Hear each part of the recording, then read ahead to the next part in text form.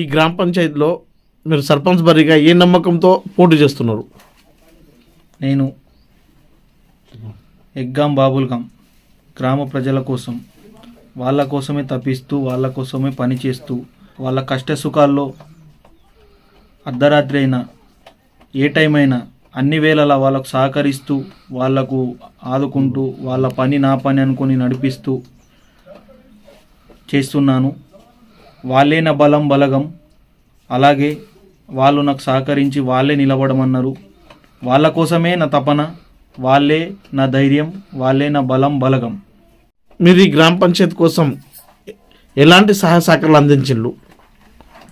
నేను ఇవాళ కులమత భేదం లేకుండా అందరూ నా వాళ్ళే అని ప్రతి ఒక్కరికి నా సహాయ సహకారాలు అందించిన.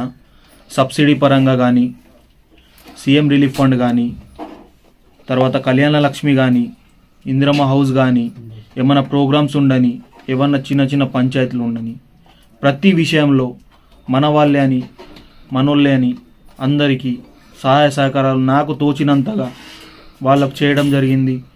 10 ఏళ్ల సంధి కానీ సబ్సిడీలు కొన్ని 15 రోజులలో ఇప్పించడం జరిగింది.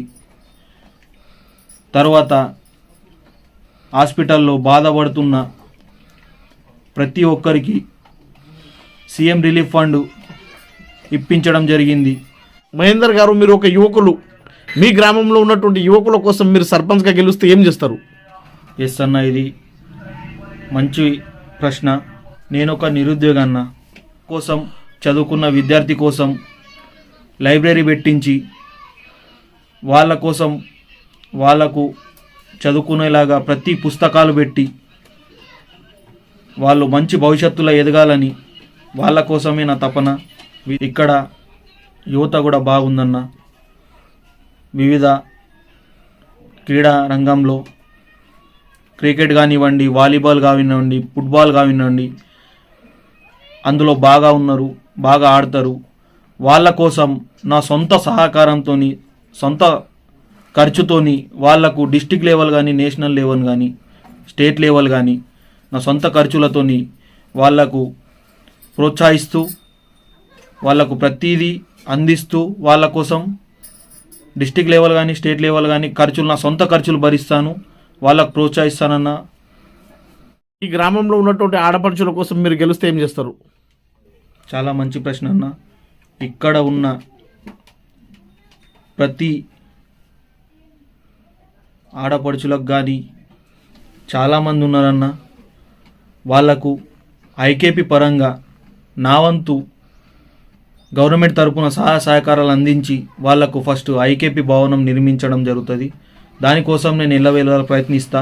మంది ఆడపడుచులు మాకు పెన్షన్ లేదని అనడం జరుగుతుంది ప్రచారం టైంలో.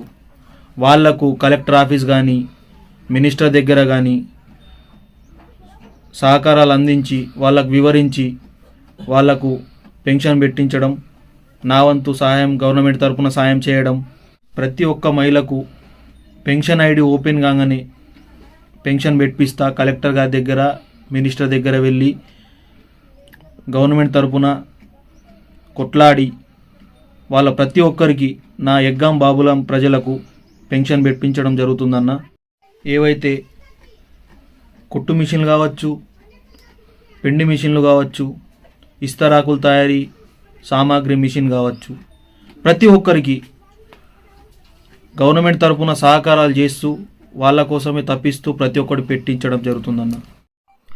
మీరు సర్పంచ్ అయితే మీ గ్రామాన్ని ఏ విధంగా అభివృద్ధి చేస్తారు?